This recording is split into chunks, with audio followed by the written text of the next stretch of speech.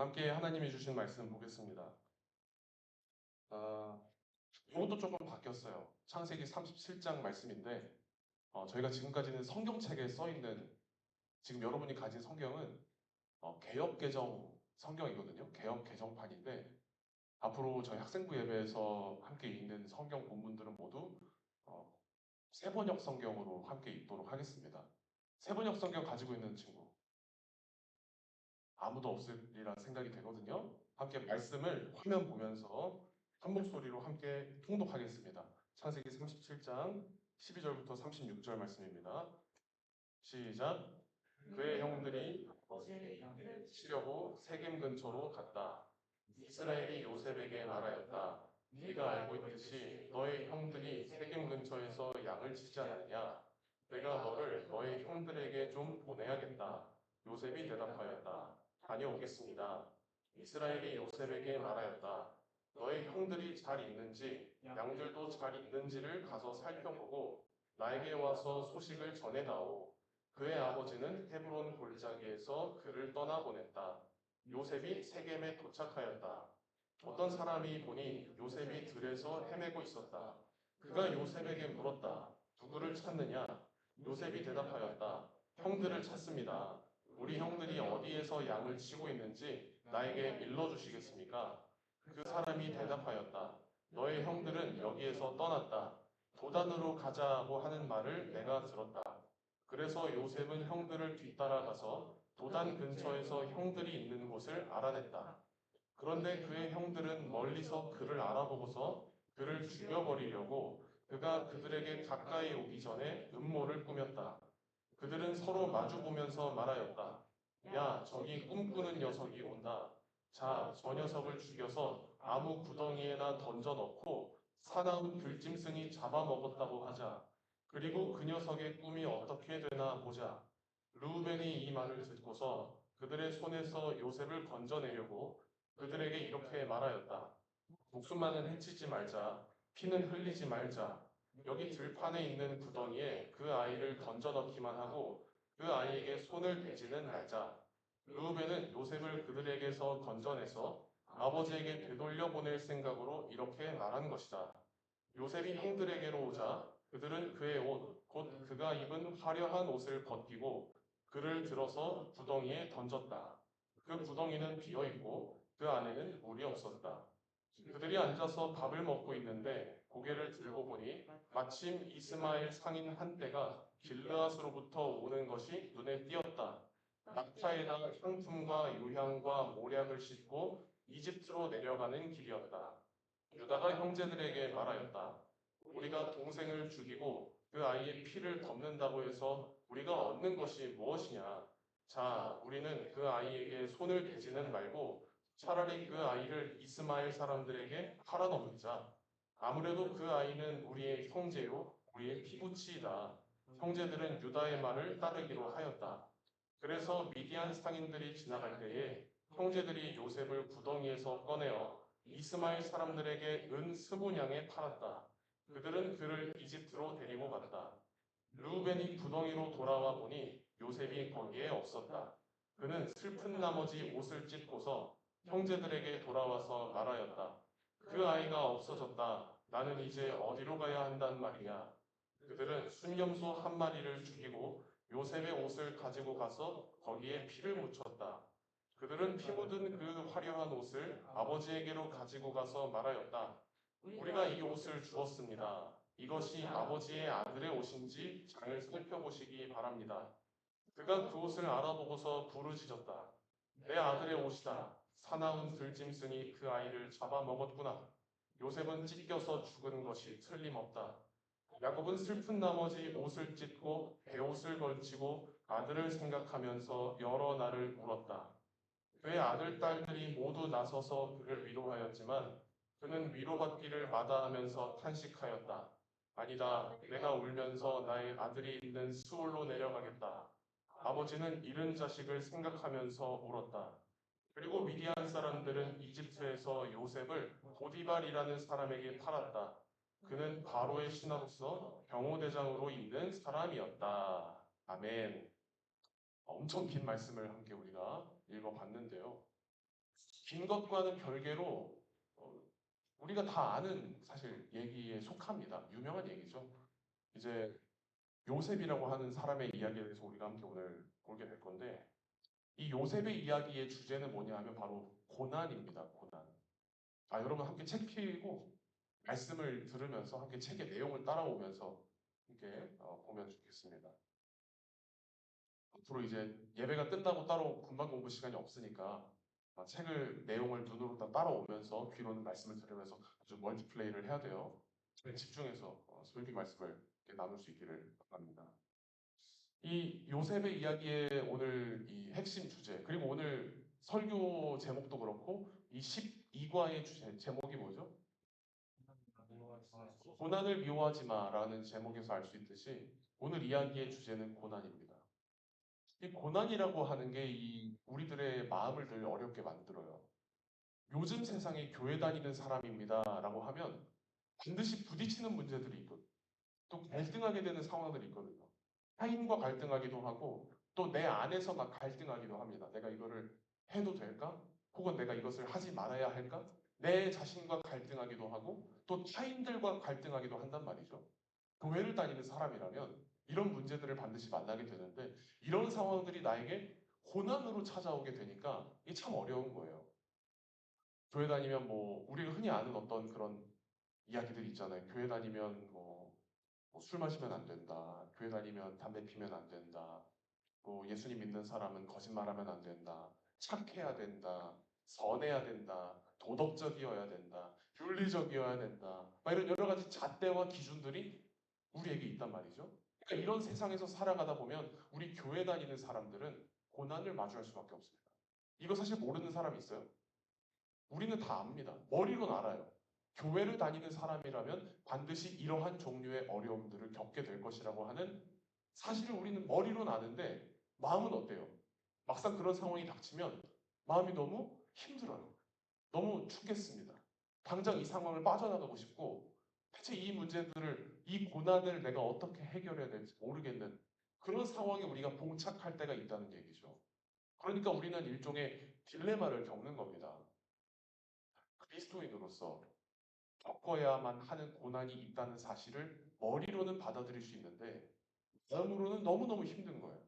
그러니까 이게 막 부딪히니까 우리가 이런 딜레마에 빠지게 됩니다. 사실 우리가 누가 자처해서 고난을 받고 싶겠어요? 누가 사서 고생하고 싶겠습니까? 그냥 좋게 좋게 살고 싶죠. 좋은 일만 일어났으면 좋겠고 내 삶에 가능한 나쁜 일은 일어나지 않았으면 하는 그런 게 사실 사람의 마음인데 우리의 소망과는 별개로 반드시 우리는 힘든 시간을 마주할 수밖에 없다는 얘기입니다.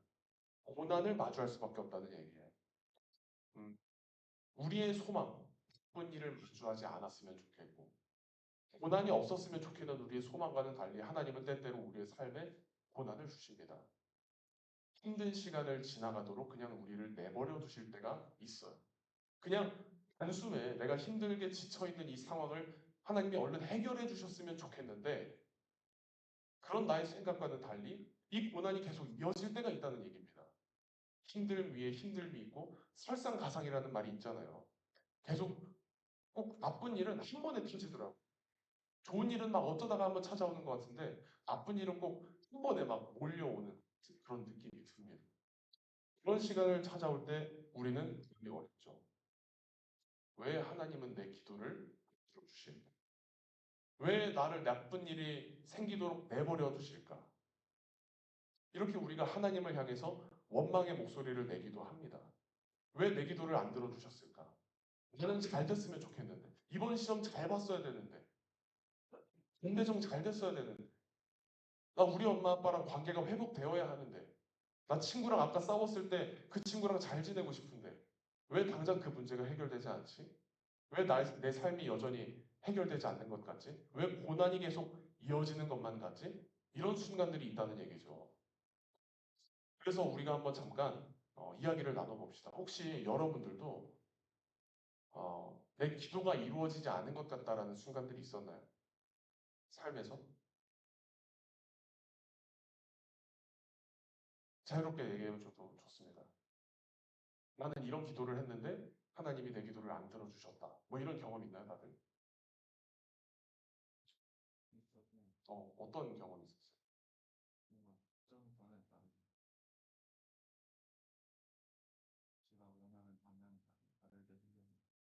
모든 걸 냈지. 하나님.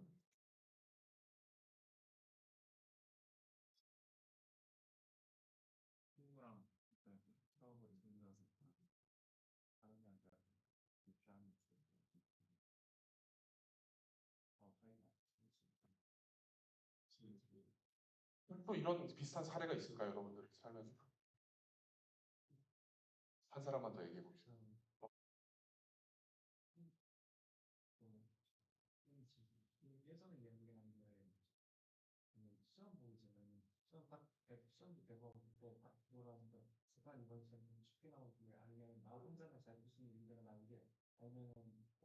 솔직하다.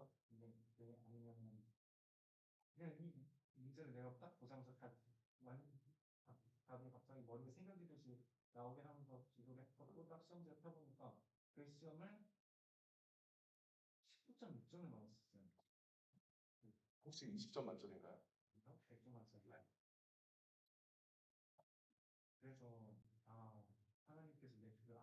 아, 혹시 나 오늘 이거 말 안 하면 집에 가서 잠 못 잔다 하는 친구 마지막으로 한 명만 얘기할까요? 없는 것 같으니까 넘어가 보겠습니다. 아니, 아무튼 우리 삶에 이런 순간들이 있다는 얘기죠. 내 기도를 안 들어주시는 것 같고, 그냥 내가 힘들도록 그냥 내버려 두시는 것 같고, 심지어는 하나님이 나를 배신한 것 같다는 생각까지 들기도 합니다, 때로는.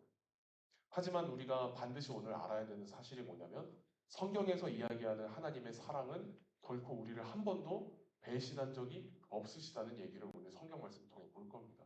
우리가 어려운 시간을 지나가고 마치 어두운 터널을 지나가는 것만 같을 때에도 하나님은 언제나 우리와 함께 하고 계시다라는 사실을 우리가 오늘 함께 이 요셉의 이야기를 통해서 보려 해요.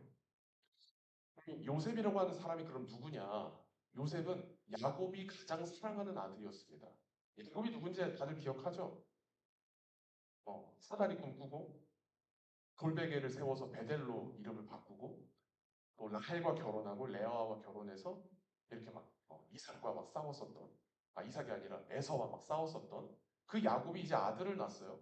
한 명이 아니라 많이 낳습니다. 12명의 아들을 낳았어요. 그 중에 이제 막내 아들이 요셉이었어요.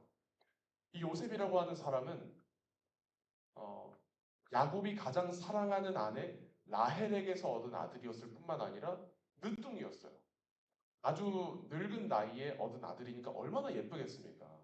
그래서 요셉은 형제들 중에 유일하게 채색 옷을 입었다라고 성경에 기록하고 있어요. 채색 옷, 그러니까 다른 형제들은 그냥 속된 말로 그냥 넝마떼기 같은 옷을 입고 있었는데 요셉만큼은 아버지가 아주 천연 염료를 사용해서 염색해서 알록달록한 옷을 입혀줬다는 얘기예요. 그 모습을 본 형제들이 어땠겠어요? 우리 형제자매 있는 친구들, 부모님이 내 동생만, 내 언니만, 내 형들만 이뻐하는 거 보면 마음이 어떻습니까? 그래, 그러면 날 사랑하시겠지 하는 뭐 그런 마음이 있을 수도 있지만 목사님도 여동생이 있는 입장에서 잠깐 전 준민이가 고개를 크게 끄덕였던 것 같기는 한데 그 마음이 있어요. 그러니까 부모님을 원망하게 되기도 하고 또 그 친구가 미워요. 밉다라기보다는 약간 그런 거죠. 뭔지 알죠? 너무 지명을 했다. 뭔지 압니다. 형제자매가 있는 친구들은 뭔지 알아요. 뭔가 그냥 괜히 좀 그런 말로는 뭔가 설명하기 어려운 그런 뭔가 달콤 쌉싸름한 그런 어떤 감정이 있다는 얘기입니다. 그 감정을 우리 요셉의 형들이 느끼고 있었는데 요셉이 눈치가 없었던 건지 아니면 나이가 어려가지고 미성숙했던 건지 형들 앞에 가서 맨날 이상한 얘기를 한다는 거예요. 어떤 얘기를 합니까? 형들, 제가 어젯밤에 꿈을 꿨는데요. 형들의 곡식단이 제 곡식단 앞에 와서 절을 하는 거 있죠? 형들, 이번에 제가 어떤 꿈을 꿨냐면요. 해와 달과 11개의 별들이 내 앞에 와서 절하는 거 있죠? 너무 신기하지 않아요? 이러면서 해맑게 얘기를 하는 거예요. 근데 요셉의 형이 11명이거든요. 그럼 그 별이 의미하는 게 뭡니까? 형들이에요, 형들. 그러니까 아주 대놓고 얘기하는 거예요. 제 꿈에서 형들이 제 앞에 무릎을 꿇었습니다. 이 얘기를 그냥 해맑게 하는 겁니다. 그럼 그 얘기를 들으면 형들의 마음이 어땠겠어요? 놔봐 막 때리고 싶고 막 그랬겠죠? 막 꿀밤한테 쥐어주고 싶고. 근데 꿀밤 정도가 아니었던 것 같습니다. 오늘 성경을 보니까 이 요셉을 향한 형들의 미움이 그냥 꿀밤 한 대로 그냥 퉁치기에는 조금 더 컸던 것 같아요. 이런 꿈 이야기를 하는 요셉 때문에 형들은 요셉을 뭐라고 부르냐면 오늘 말씀에도 나왔죠. 뭐라 그러죠? 야 저기 꿈꾸는 요셉이 온다. 꿈꾸는 자가 온다. 라고 얘기한단 말이죠. 이 꿈꾸는 요셉.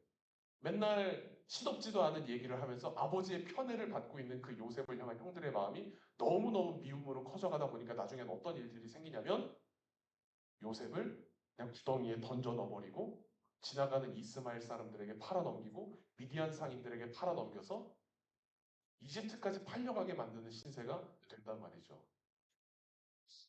그림을 준비했는데 요게 이제 채색 옷을 입은 요셉의 모습이고 꿈꾸는 이렇게 꿈을 꿨다는 거예요. 곡식단들이 내 앞에 와서 절을 하고 해와 달과 별들이 내 앞에 와서 절을 하고 이런 요셉을 본 형들이 이제 이 요셉이 너무 미우니까 구덩이에 던져 넣어버리고 지나가던 상인들에게 팔아넘긴 겁니다.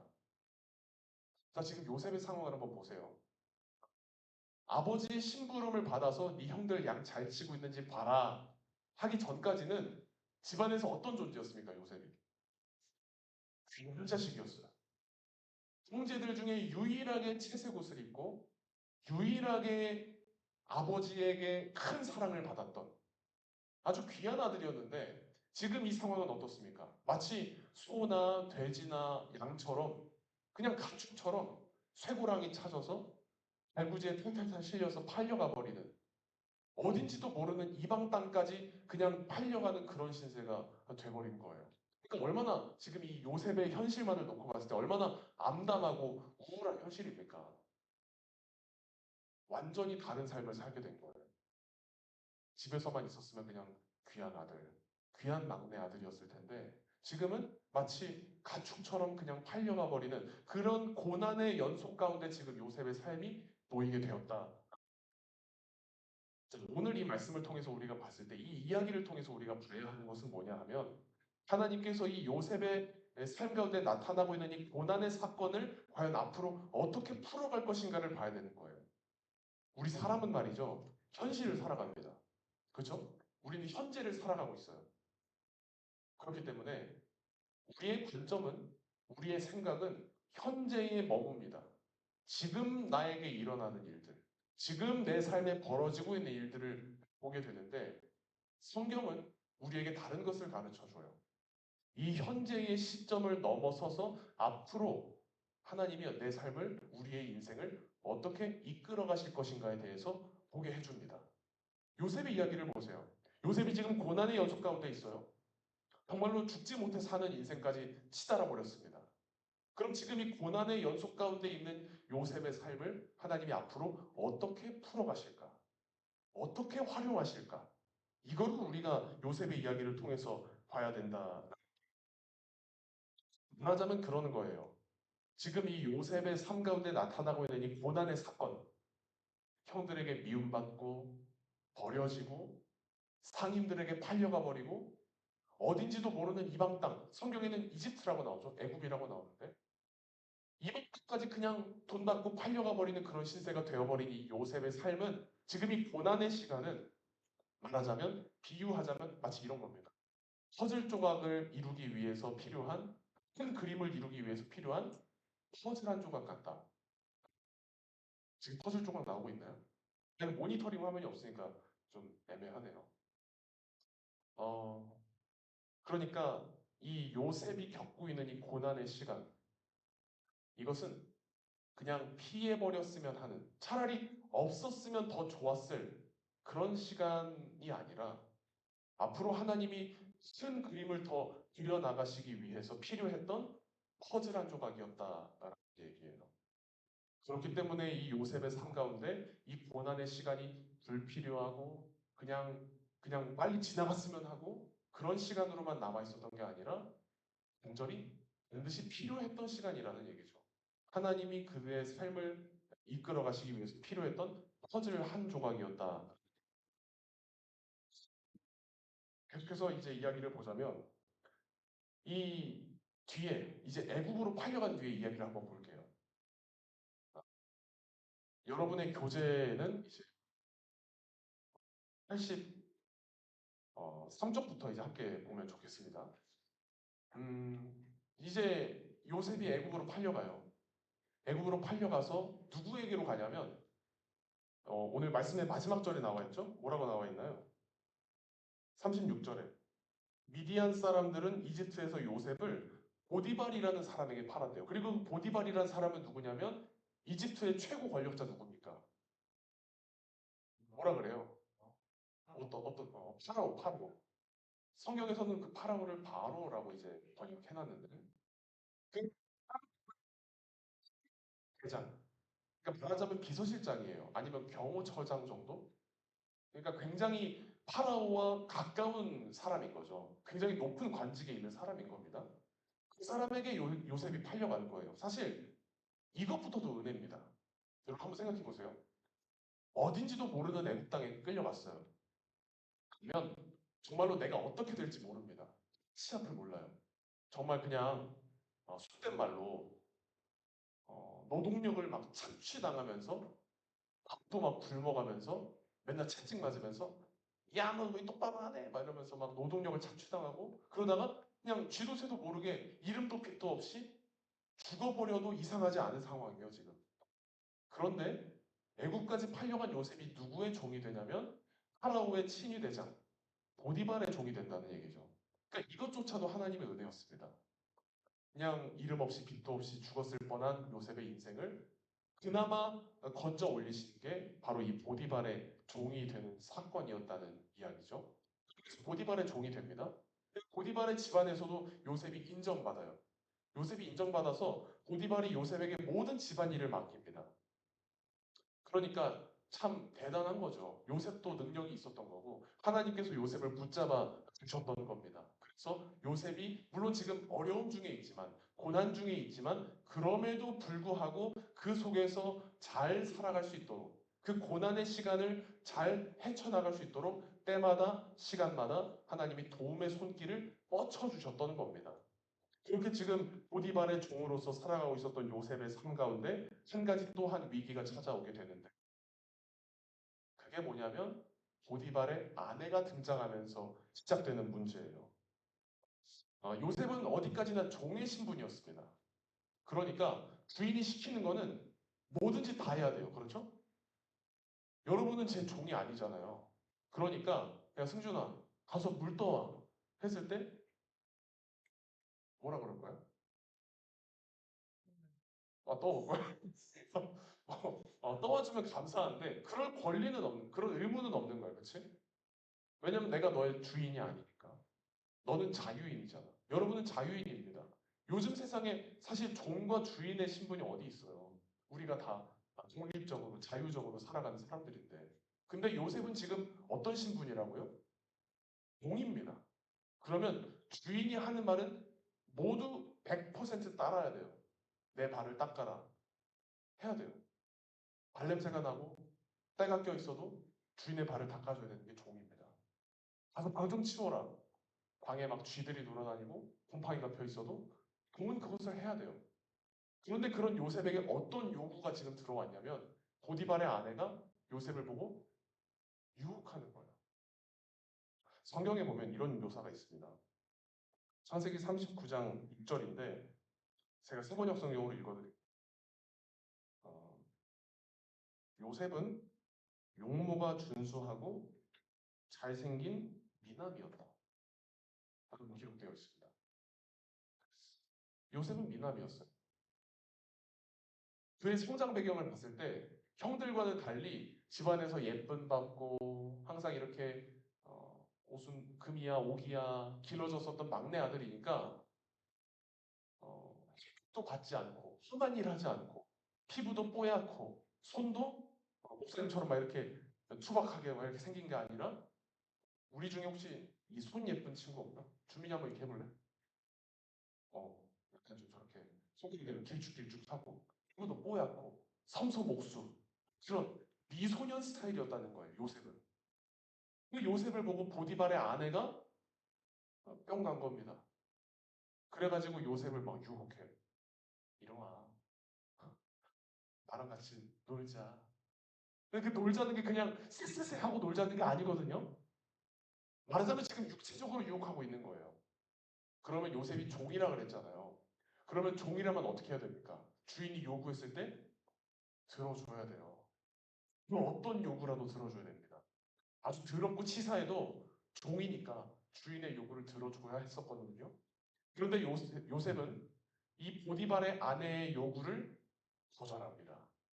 여러분 교재의 83쪽을 보겠습니다. 83쪽에 보면 이제 우리가 요셉이 안주인의 유혹을 어떻게 했다고 써있죠? 거절했어요. 종임에도 불구하고 거절합니다. 그런데 거절할 때 뭐라고 말하면서 거절하는지가 중요해요. 8절과 9절을 제가 읽어주겠습니다. 그러나 요셉은 거절하면서 주인의 아내에게 말하였다. 주인께서는 모든 것을 나에게 맡겨 관리하게 하시고는 집안일에는 아무 간섭도 하지 않으십니다. 주인께서는 가지신 모든 것을 나에게 맡기셨으므로 이 집안에서는 나의 위에는 아무도 없습니다. 나의 주인께서는 나의 마음대로 하지 못하게 하는 것은 한 가지뿐입니다. 그것은 누구예요? 마님입니다. 머슴처럼 얘기하는 거예요. 마님입니다. 마님은 주인 어른의 부인이시기 때문입니다. 그런데 내가 어찌 이런 나쁜 일을 저질러서 하나님을 거역하는 죄를 지을 수 있겠습니까? 아주 잘라서 얘기하죠. 아주 솔직히 얘기합니다. 거절하는 이유가 뭐예요, 지금? 그 마지막 줄에 어떤 죄이기 때문에? 하나님을 거역하는 죄이기 때문에 이 보디발의 아내의 유혹을 이겨낸 거예요. 이때 당시에 요셉이 많이 쳐봤자 20대 중반. 보통의 경우 여러분들 또래의 나이예요. 보디발의 아내는 몇 살이었겠습니까? 적어도 한 30대, 40대는 되지 않았을까요? 성숙한 여인의 육체적 유혹을 받아들이기가 사실 거절하기가 쉽지 않았을 겁니다. 혈기왕성한 사춘기 나이에 요셉이 그냥 혹해서 그 유혹을 받아들였을 수도 있는데 요셉은 그때 정신 차리고 거절합니다. 이건 죄입니다. 이건 제가 주인을 배신하는 일이기 때문에 그리고 하나님을 거역하는 죄이기 때문에 도저히 하나님의 요구를 받아들일 수가 없겠습니다. 거절을 해요. 오늘 본문에는 함께 읽지 않았지만 그 뒤에 이제 막 한 번, 몇 번 더 보디발의 아내가 막 유혹을 하거든요. 근데 그때 이제 어떤 일이 있냐면 아내가 그 보디발의 아내가 요셉의 옷을 막 끌어당겨요. 아, 나 들어가자. 방에 가자. 막 이렇게 유혹을 하다가 요셉이 너무 세게 풀이쳐가지고 옷이 다 풀어져 버립니다. 그래서 요셉이 알몸이 돼요. 그 상태로 도망을 칩니다, 요셉. 안 된다니까요! 이러면서 막 도망을 치거든요. 근데 그때 이제 그 소란을 듣고 온 사람들에게 보디발의 아내가 막 연기를 하는 거예요, 그때부터. 그럼 봐.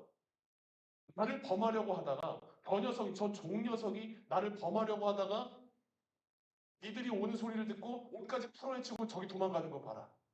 저 자식을 그냥 내버려둬야 되겠냐? 이렇게 막 누명을 씌운다는 겁니다. 83쪽의 교재를 보세요. 누명을 쓰고 갇혔다는 거예요. 그래서. 왜 요셉이 옥에 갇히게 됐냐면 이런 누명을 쓴 겁니다. 요셉은 한 번도 먼저 달려든 적이 없는데 오히려 먼저 달려들었던 보디발의 아내의 누명을 뒤집어 쓰고 감옥까지 간 거예요. 그러니까 지금 완전 극장 드라마가 쓰여지고 있는 겁니다. 요셉의 인생 가운데. 고난 위에 고난이 덮어 씌워지고 있고 힘든 일 뒤에 바쁜 일이 계속 생기고 있는 거예요. 그러나 그때도 하나님은 요셉과 함께 하셨습니다. 그러니까 요셉은 고난 가운데서도 혼자가 아니었던 거예요. 그 요셉이 이름 모를 땅까지 팔려가서 감옥까지 갇히게 되는 그 고난의 여주 가운데서도 요셉은 혼자가 아니었던 거죠. 하나님은 그를 혼자 내버려 두지를 않으셨습니다. 오히려 요셉의 삶을 더 형통하게 만들어 주셨죠. 오늘 교재를 함께 읽어보겠습니다. 마지막 문단을 함께 읽어볼 거예요. 너무나 많은 부터 함께 읽어보겠습니다. 83쪽. 자, 함께 읽어볼게요. 시작. 너무나 많은 그리스도인이 하나님이 함께 하시면 나쁜 일이 전혀 일어나지 않을 것이라는 잘못된 생각을 가지고 있습니다. 하나님이 우리를 위하시면 누가 우리를 대적하리요를 신자의 삶에는 역경이 없을 것이라는 약속으로 받아들이면서 고난, 기근, 결핍, 위험 등 많은 장애를 만나게 될 것이라는 구절을 그냥 넘깁니다. 그러나 제대로 이해하자면 하나님이 함께 하신다는 것은 나쁜 일이 일어나지 않도록 막아주시는 것이 아니라 어떤 어려운 상황에 놓이더라도 하나님이 늘 동행하신다는 뜻입니다. 고난의 터널을 안전하게 통과해 나갈 수 있도록 말입니다. 그러니까 우리가 오해했다는 거예요. 우리는 교회 다니면 예수님 믿으면 나쁜 일이 안 일어날 거라고 생각했어요. 아직도 많은 친구들이 그렇게 오해합니다. 어려서가 아니에요. 어른들도 그렇게 오해하는 분들이 있습니다. 교회를 오래 다니고 신앙생활을 오래 하신 어른 성도님들도 이런 부분에 대해서 오해하는 경향이 있어요. 나 교회 오래 다녔는데, 나 예배 한 번도 안 빠졌는데, 내가 헌금을 이만큼이나 했는데 하면서 왜 내가 이렇게 열심히 신앙생활하고, 왜 내가 이렇게 기도 열심히 하고, 왜 내가 이렇게 헌금 열심히 했는데도 무슨 일이 계속 생깁니까? 하나님을 오해하는 겁니다. 하나님의 섭리는 뭐냐 하면 나쁜 일이 일어나지 않도록 때마다 다가서는 것이 아니라 그 고난 가운데 함께 해주시는 거예요. 그리고 그 고난을 통해서 우리는 한 번 더 성장할 수가 있는 겁니다. 아주 유명한 신학자의 말이 있어요. 내가 하나님께 용기를 구했을 때 하나님은 내게 두려운 일을 주셨다. 혹시 이 말 어디서 들어본 친구 있나요? 없어서 다행이다. 처음 들려주는 얘기니까. 그러니까 하나님한테 내가 뭔가를 바래요. 좋은 일이 일어났으면 좋겠습니다. 내 삶에 행복한 일만 있었으면 좋겠습니다. 고난은 가급적 없었으면 좋겠어요. 라는 마음으로 기도를 할 때 하나님은 오히려 때로는 오히려 고난을 살아가도록 내버려 두심으로써 그 고난을 통해 한 번 더 성장하게 하시고 또 그 고난 가운데에서 나와 함께 하시는 하나님을 만나게 하신다는 얘기입니다. 이것이 바로 요셉의 이야기를 통해서 우리가 건주하게 되는 진리입니다. 자, 우리는 이 요셉의 이야기에서 더 나아갈 수 있어요.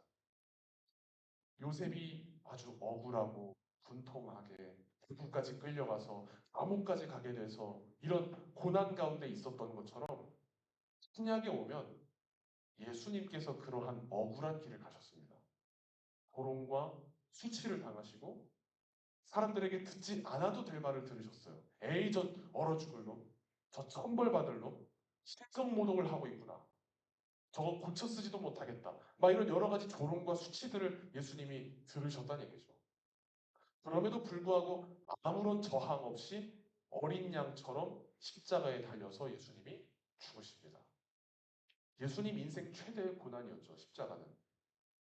하지만 그 고난을 통해서 어떤 일이 이루어졌습니까? 3일 뒤에 어떤 사건이 벌어지죠? 부활하십니다. 죽음의 권세를 이기시고 세상을 이기시고 부활하셔서 우리에게 영생의 능력을 주셨어요. 그렇기 때문에 그 십자가의 고난과 이후에 있을 부활의 영광을 믿는 우리 모든 그리스도인들에게는 다 그 은혜가 주어진 거예요. 우리도 요셉뿐만 아니라 예수님뿐만 아니라 지금 2025년을 살고 있는 우리들도 이 고난을 통해서 성장할 수 있구나. 이 고난을 통해서 우리가 한 걸음 더 나아갈 수 있구나. 아, 지금 내 삶이 힘들고 어렵지만 하나님이 나와 함께 하시기 때문에 이 어려운 순간 가운데서도 내가 바라볼 수 있는 한 줄기 빛이 내게 주어졌구나. 이것을 우리가 요셉의 이야기를 통해서 볼 수가 있는 겁니다. 그래서 우리가 이 요셉의 이야기를 통해서 혹시 여러분들이 고난의 어두운 터널을 지나가고 있을 때 이 요셉의 이야기를 떠올려 보십시오. 하나님은 한 번도 요셉을 배신하거나 내버려 두지 않으셨습니다. 지금도 동일하게 우리를 내버려 두지 않으세요. 고아 같이 내버려 두지 않으시고요. 버려진 자식같이 그냥 방치시켜 두지 않으십니다. 우리가 힘든 일을 겪을 때, 마음 아픈 일을 겪을 때, 남몰래 눈물을 흘리면서 한숨 쉬고 탄식하고 있는 그 순간에도 하나님이 우리와 함께 하신다. 이 요셉의 이야기를 통해서 우리가 하나님을 더욱더 깊이 만날 수 있기를 바랍니다. 이 시간 함께 우리가 코이노니아 시간을 가지기 원합니다. 이 시간은 그 교재 뒤에 있는 6월 스토리, 미션 부분을 통해서 함께 보고자 하는데 6월 미션 부분부터 함께 보겠습니다. 자, 함께 읽어볼게요. 요셉의 이야기는 시작. 요셉의 이야기는 인격과 행동에 대한 생각에 도전을 줍니다. 그는 옳은 선택을 하여 보디발의 아내의 유혹을 뿌리쳤지만 옥에 갇혀야 했습니다. 요셉은 옳은 일을 함으로써 고난을 당했지만 절개를 지켰고 결국 하나님께 쓰임받아 많은 나라를 구할 수 있었습니다.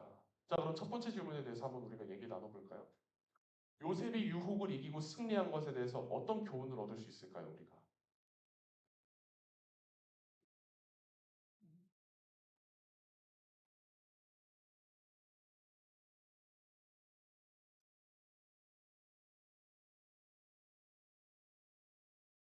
어떤 교훈을 얻을 수 있을까요?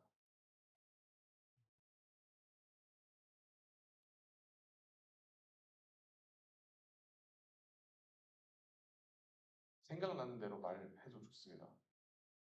어차피 이 시간까지 예배의 일환이기 때문에 어, 혹시 우리 중학교 1학년, 2학년 친구들은 이 이야기를 이해했어요? 소진아, 나무가 아니라 숲을 보라는 말 이해했어? 어? 조금 이해했어? 나무가 아니라 숲을 보자.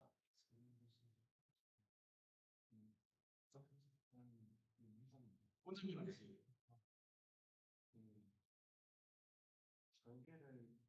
절개를 지키면서 자신의 신념을 지켰고 하나님을 모욕하지 않는 죄를 지켰다. 좋아요. 말씀에 대해서 관심을 얻었죠. 또 어떤 교훈을 얻을 수 있을까? 요셉 이야기를 통해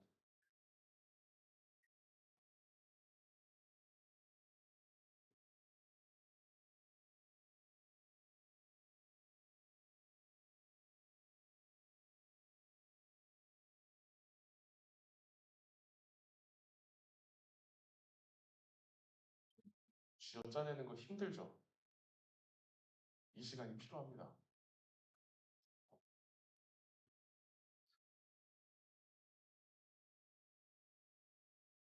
말씀을 내 삶에 지금 적용하는 과정인 거예요, 지금. 나에게 어떤 교훈을 주고 있을까, 이 말씀이.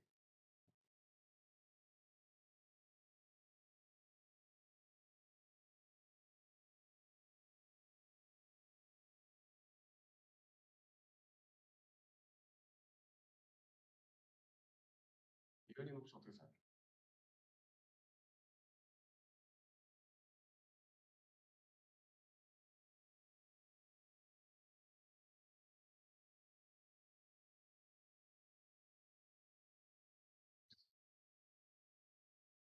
예언이 어떤 교훈을 주고 있어? 이 요셉의 유혹을 이야기가.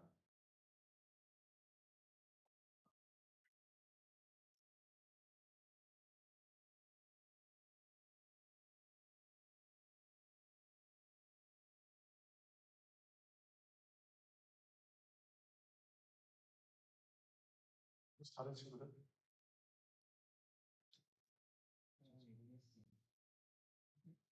그러니까 진 사람은 하나님이 동행하신다. 어쨌든 느낀 것도 유산이 혹여나 그런 뭔가 이게 지금 생각을 하나님이 주신 아빠의 말씀 중에서 유산이 장기를 지키고 어떤 것은 하나님께서 이런 흔들리지 않는 마음을 주셨던 것이니까 하나님이 동행하시면 우리에게 흔들리지 않고 변함없는 마음을 가지고 계신다. 좋습니다. 오늘 우리에게 주는 거예요. 유혹을 이겨내는 것은 주어가 말한 것처럼 나의 힘으로 하는 것이 아니라 유혹을 이겨낼 수 있는 힘을 하나님이 주시는 것이고 또 그를 통해서 하나님의 말씀을 이제 이루어 나가게 되고 그런 삶을 살아갈 수가 있겠다. 그런 교훈을 이제 얻는 거죠. 그러면 결과에 상관없이 옳은 일을 하는 게 왜 중요한 일일까요? 우리가 그냥 하지가 아니라 한번 왜를 생각해 보는 거예요. 결과에 상관없이 옳은 일을 하는 것. 결국은 그거 언젠가는 자신이 돌아오기 때문에 성인을 베풀면 언젠가는 내가 제가 또다시 돌아올 수도 있을 것이고 돌아오지 않더라도 그 자신이 베푼 선행으로 자신의 마음을 위로받고 정면은 이런 것들을 할 수 있으니까 혹시 또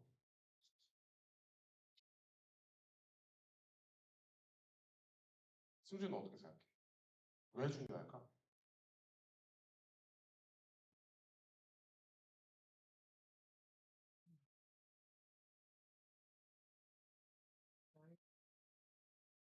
행복을 보내는 좋은 삶이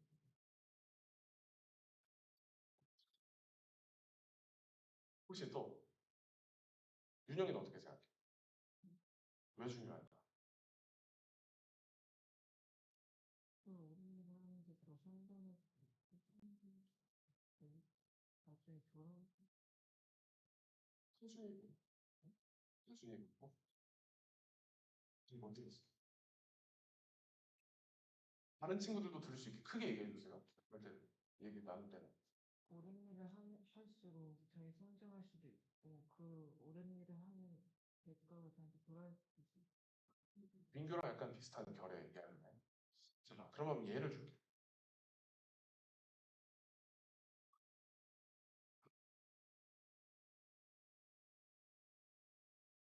온라인 시험을 치르는데 딱히 뭐 부정행위를 방지할 만한 프로그램이 없어서 다른 친구들은 다 인터넷으로 검색해서 답을 검색해서 시험을 보고 있어. 그런 상황에서 나는 결과와 상관없이 옳은 일을 할 수 있습니까? 여기서 말하는 옳은 일은 뭐야? 자기 힘으로 승리 강한 거지. 이건 할 수 있을 것 같아. 너만 다른 친구들 다 보고 시험 쳐가지고 다 에이프린데 예은이는 혹시 그래도 나는 컨닝하지 않을 거야. 컨닝 안 할 수 있어. 진짜로? 내 친구 옆에 있는데 증인이다? 그럼 소연이는 어때? 그렇게 할 수 있을 것 같아? 아, 쉽지 않지. 솔직한 대답. 서진이는 어떻게 할 것 같아? 어떻게 해야 될 것 같아? 글쎄.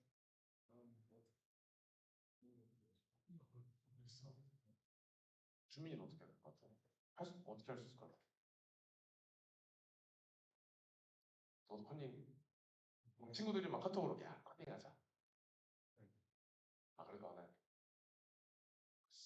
아, 여기에 정해진 답은 없지만 결과에 상관없이 옳은 일을 하는 게 중요한 이유는 뭐냐 하면 물론 이제 옳은 일을 해서 그 대가가 나에게 돌아오고 또 내가 행복해지고 성장하는 것도 중요하지만 신앙적인 관점에서 봤을 때 설령 방금 예시를 든 것처럼 혼자 방에 앉아서 온라인 시험을 보고 있는데 얼마든지 컨닝을 해도 되는 상황이라 할지라도 그곳에는 내 뒤에 하나님이 계시거든요.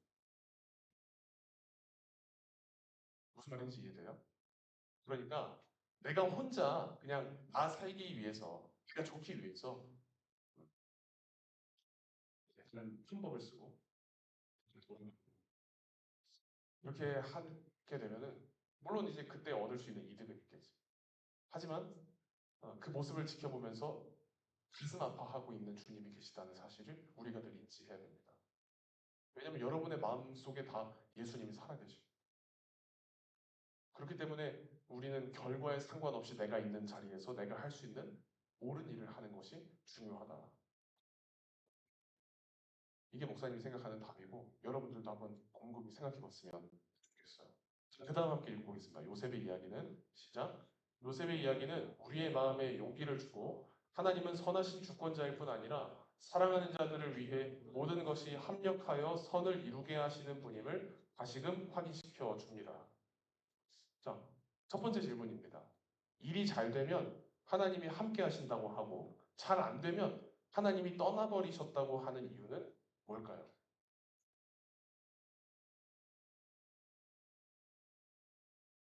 왜 이렇게 될까? 왜 이렇게 말을 하게 될까?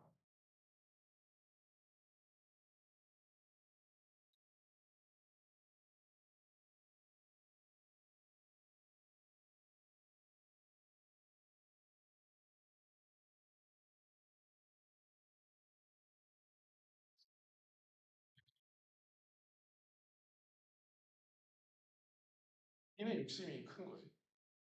그게 안 이루어졌을 때 화가 나는. 또 혹시 다른 친구는 뭐 어떻게 얘기할 수 있을까? 왜 이런 말을 하게 될까? 준식이는 어떻게 생각해? 하나님을 믿어가지고 하나님 어떻게 얘기해? 나잘 되라고 나잘 되라고. 하나님에 대해서 알려주시고 하나님을 바라보고 신뢰를 아, 그렇지. 그런 얘기를 그 친구가 해줬는데, 우리가 기도할 때 그렇게 기도하는 경우가 있어. 물론 우리가 하나님의 자녀잖아요. 그치? 하나님의 자녀니까 아버지 되시는 하나님께 내가 원하는 것을 언제든지 얘기할 수 있어. 하나님 저 뭐 얻고 싶어요. 뭐 가지고 싶어요. 해주세요. 얼마든지 기도할 수 있는데 이게 너무 심해지고 너무 이렇게 단순화되면 아까 지금 주찬이랑 준식이가 얘기한 것처럼 내 욕심을 이루기 위해서 하나님을 이용하는 기도가 될 수 있다는 얘기죠. 마치 자주 사용하는 예시인데 요술램프 진이가 뿅 나오면 그래서 제가 제일 들어주고 시작하게 해주세요. 시작하게 해주세요. 시작하게 해주세요. 이런 소원을 비는 것처럼 하나님을 이용해 먹을 때가 있다는 얘기죠. 그런 기도를 하고 그런 마음을 품고 신앙생활을 하다 보면 이런 얘기를 하는 겁니다. 일이 잘 되면 야 하나님이 함께 하셨네. 근데 일이 잘 안 되면 하나님 어디 갔어? 이렇게 되는 게 그런 이유인 것 같아요. 자 그럼 두 번째 질문입니다. 역경 속에서도 함께 하시는 하나님을 안다면 낙담, 우울, 소외 등과 같은 어려움을 겪을 때 도움이 될까요? 서진아 도움이 될까? 어, 왜? 또 왜 도움이 될 것 같아? 하나님 옆에 있으니까 나는 내가 전문 용어로 백이 있다 그러잖아. 우리 그 목사님이 중고등학생 때는 선생님 아실지 모르겠어. 양언니 양동생이라는 어떤 제도가 있었어요. 제도는 아니고, 그러니까 이게 쉽게 말하면 뒤를 봐주는 학교 선배라는 얘기야. 근데 좀 안 좋은 거예요. 하지 마세요. 근데 이제 만약에 내가 중학교 1학년 입학했어. 온양 중학교 1학년 입학했어. 네. 그러면은 내가 이제 중학교 3학년인 주호영이 와가지고 야, 너 덩치 좋다. 너 내 양동생 할래? 그러면은 네 형, 그럼 제가 양동생 할게요. 그러면 이제 관계가 되는 거예요. 내가 막 야, 나 저기 주호영 양동생이야. 하면은 이제 그래? 알았어. 약간 이렇게 되는 거예요. 백이 있다는 얘기. 백. 이 두 번째 질문에서 역경 속에서도 함께 하시는 하나님을 안다면 그런 도움이 되는 거예요. 내 영적인 어떤 심리적인 도움. 하나님이 언제나 나와 함께 하신다. 저놈들이 나에게 어떤 말을 할지라도 지금 내 삶에 어떤 상황이 펼쳐지고 있을지라도 내가 너무 숨막혀 죽겠는 이런 답답한 현실을 살고 있을지라도 누가 나와 함께 하시니까? 누가? 누가? 하나님이 나와 함께 하시니까 두려울 게 없게 된다라는 게 우리에게 주어지는 도움이고 또 그게 은혜라고 하는 겁니다. 자 마지막 세 번째 한개 읽어볼게요. 시작. 요셉의 이야기는 우리에게 도전과 격려를 해줄 뿐 아니라 주변 사람들을 어떻게 대하고 인생을 어떻게 살아가야 할지에 대해서도 알려줍니다.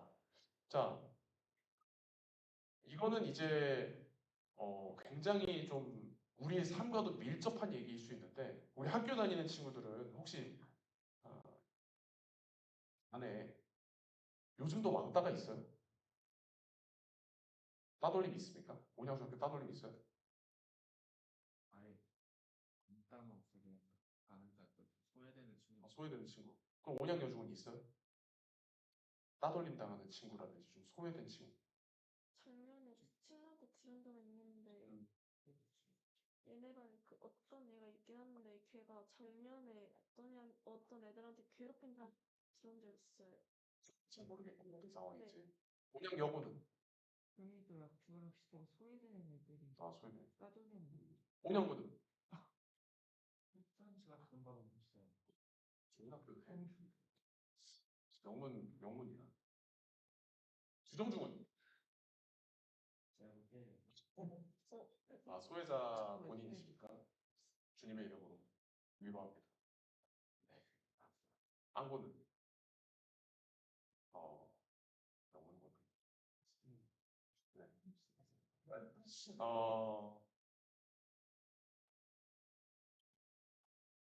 우리 주위에 소외당하는 사람이 있습니다. 학교 안에도 있고 사회로 나가면 더 많아져요. 관심을 받지 못하고 소외당한 늘 그늘막에 있는 사람들이 있습니다. 도움의 손길을 필요로 하지만 먼저 선뜻 도와달라고 말하지 못하는 친구들이 있어요. 그런 친구들에게 우리가 이 하나님의 마음을 알고 나면 다가가야 되는 겁니다. 내가 고난 속에 있을 때에도 하나님이 나와 함께 해주셨기 때문에 그 친구가 지금 암흑 속에서 걸어가고 있는 그 친구를 위해서 내가 막아줄 수 있어야 되는 거죠.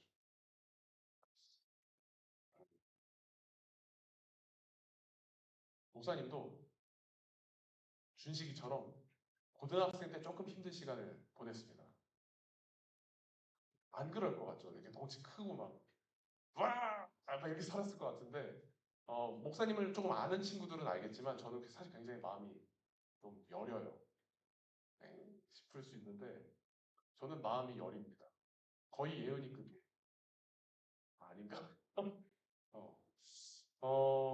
그래서 어디 가서 말도 못하고 그냥 그렇게 살았어요. 밥도 급식실 가서 맨날 혼자 먹고 또 울지 않습니다. 걱정하지 마세요. 저는 쉽게 울지 않아요. 또 기숙사 이제 자습을 끝내고 야자를 끝내고 기숙사에 혼자 걸어갈 때도 그냥 혼자 친구 없이 걸어갈 시간이 꽤 길었고 그렇게 소외되어 보니까 무리에서 조금 떨어져 나와 보니까 이제 그런 모습을 한 친구들의 모습이 보이기 시작하더라고요. 그때 목사님이 요셉의 이야기를 통해서 참 많이 은혜 받았었습니다. 고등학생 때. 요셉이 고난 가운데 있을 때 그리고 이스라엘 사람들이 광야를 지나갈 때 하나님이 함께 하셨구나. 그럼 나도 나와 함께 하신 하나님처럼 내가 그들의 도움이 되어주었으면 좋겠다. 해서 사실 신학교에 가게 된 계기도 있습니다. 작은 이유들 중에 하나예요. 여러분들도 이 두 번째 질문을 한번 보십시오. 혼자라고 느끼는 사람이 우리 주위에 있다면 우리가 어떤 식으로 도울 수 있을지 한 번씩 생각해 봐야 됩니다.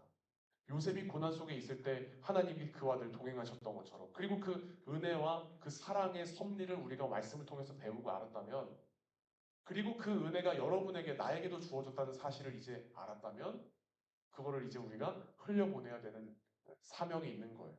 전해줘야 되는 겁니다. 여러분 주위에 혹시 혼자 된 친구가 있고 소외받는 사람이 있고 늘 주위에 맴돌기만 하면서 겉돌고 도움을 필요로 하는 사람이 있다면 부디 하나님의 가지고 그들에게 손을 내밀어 주세요.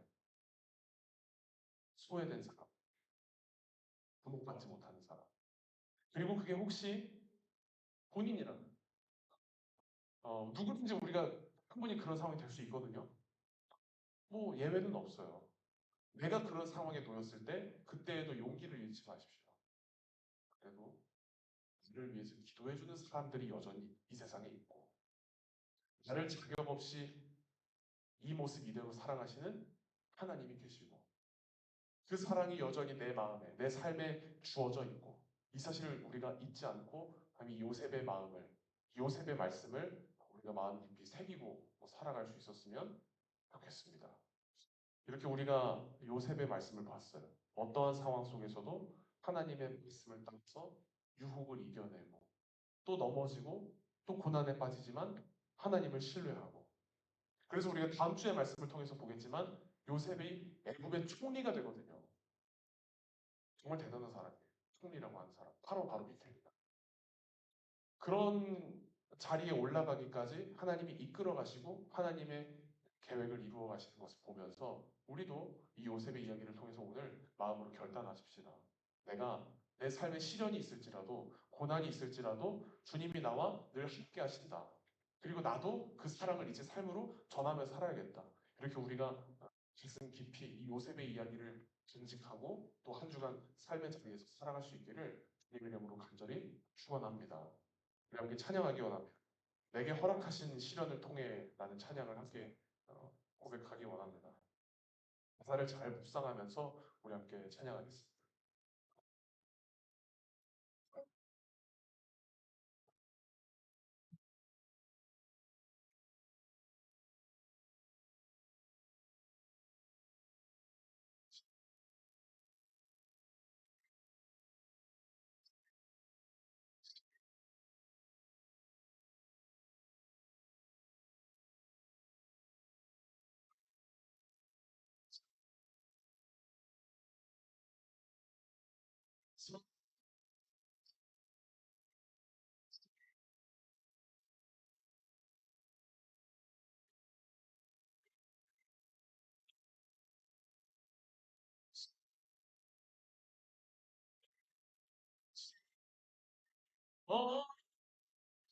여도 주님보다 크지 않네.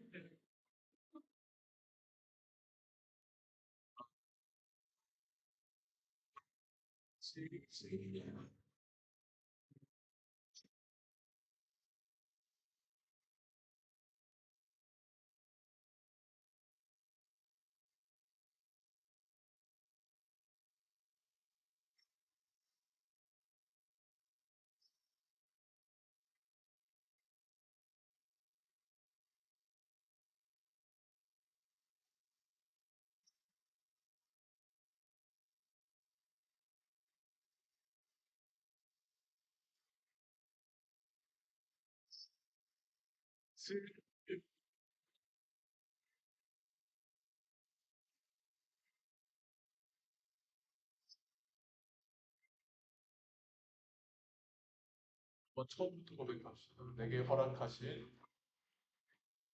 허락하신 시련을 통해 나의 믿음 너 강하게 자라나고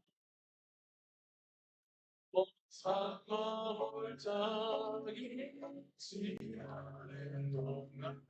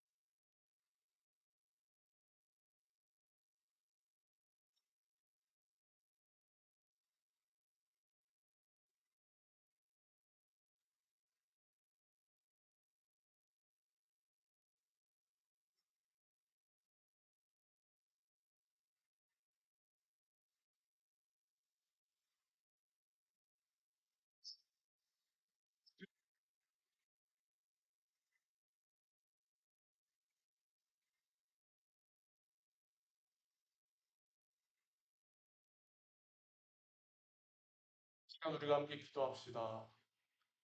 주님, 우리가 내 삶에 허락하신 시련이 놓여졌을지라도 내 삶에 주어진 고난 가운데 있을지라도 주님을 늘 바라보기 원합니다. 내 믿음의 눈을 들어 주님께 내 시선을 집중하고 고정시키고 살아가겠습니다. 어딜 가든지 나 혼자 살아가지 않고 주님이 나와 늘 동행하여 주심을 우리가 지금 이 시간부터 다시 한번 믿음으로 바라보고 또 신뢰하며 나아가오니 주님 내 삶에 늘 함께하여 주시옵소서. 내가 힘든 시간을 지나갈 때마다 고난을 겪을 때마다 원망하거나 불평하는 것에서 끝나는 것이 아니라 주님이 나와 함께하여 주심을 잊지 않고 담대하게 걸어갈 수 있도록 주님 우리와 함께하여 주시옵소서. 우리가 이 사실을 잊지 않고 주님과 동행하는 삶을 살게 하여 주시옵소서. 이 시간 우리가 함께 결단하며 기도하겠습니다. 살아계신 하나님, 우리가 오늘 이 시간에 요셉에게 말씀을 통하여서 주님이 요셉과 늘 동행하여 주셨던 것처럼 어두운 터널을 지나가는 것만 같을 때에도 주님이 늘 잊지 않고 배신하지 않으시고 내버려 두지 않으셨던 것처럼 주님 우리도 우리와 늘 동행하여 주시고 우리를 버리지 않으시고 우리와 늘 함께하여 주시며 우리를 돌보시고 우리에게 사랑을 베풀어 주시는 하나님의 그 은혜를 잊지 않고 살아가기를 원합니다. 주님 우리가 두려워하지 않게 하여 주시옵소서. 우리 눈앞에 이 커다란 세상 앞에서 우리가 두렵지 아니하고 이 험난한 세상 가운데서 우리가 시간을 잃지 않게 하여 주시고 우리가 날마다 담대함을 가지고 살아가게 하여 주시옵소서. 주의 능력으로 나의 삶이 새롭게 되기 원합니다. 그렇게 될 줄로 믿습니다. 주의 능력으로 내 삶이 변할 줄로 믿습니다. 그 믿음 가지고 우리가 주님의 이름을 더욱더 신뢰함으로 살아가게 하여 주시옵소서. 우리가 인생의 길을 걸어갈 때에 우리가 주님을 신뢰함으로 주님 앞에 우리 아버지 우리가 더욱더 믿음으로 나아갈 수 있게 하여 주시사 주님 우리를 배신하지 않으시고 우리를 내버려 두지 않으시고 보아와 같이 내버려 두지 않으시는 사랑을 베푸시는 주님 은혜가 크신 하나님의 그 말씀 앞에 우리 사랑하는 우리가 머물며 살아갈 수 있도록 주님 우리와 함께 하여 주시옵소서. 사랑의 주님 늘 큰 은혜와 사랑을 우리 삶 가운데 베풀어 주셔서 정말로 감사합니다. 주님 우리는 때때로 고난 가운데 있을 때 온 세상이 나를 억까하는 것 같고 배신하는 것 같고 나를 도와주고 내 마음을 알아줄 사람 정말 한 명도 없는 것 같다라고 하는 그 답답한 현실 가운데 있을 때 때때로 하나님의 사랑을 잊고는 합니다. 오늘 이 시간 다시 요셉의 말씀을 통해 우리가 깨닫는 것은 결단코 하나님은 한 번도 우리를 내팽개쳐 두지 않으십니다. 결단코 우리를 배신하지 않으심을 다시 한번 깨닫고 또 마음에 깊이 새기게 됩니다. 이 험난한 세월을 지나갈 때, 이 어려운 시기를 지나갈 때, 우리의 각자의 삶에 지금 어려움 겪고 있는 그 시간을 우리가 통과해 나갈 때 혼자 있는 것 같고 두려움도 많고 의심의 여지도 많고 내 마음을 어지럽게 만드는 문제들도 많이 있지만 그 가운데에서 우리가 믿음을 잃지 않고 그래 주님이 나와 늘 함께하여 주시지 지금 이 순간에도 내 마음을 주님이 보고 계시지 하는 믿음을 가지고 나아갈 수 있도록 주님 우리의 삶 가운데 우리의 마음 가운데 믿음 위에 믿음을 더하여 주시옵소서.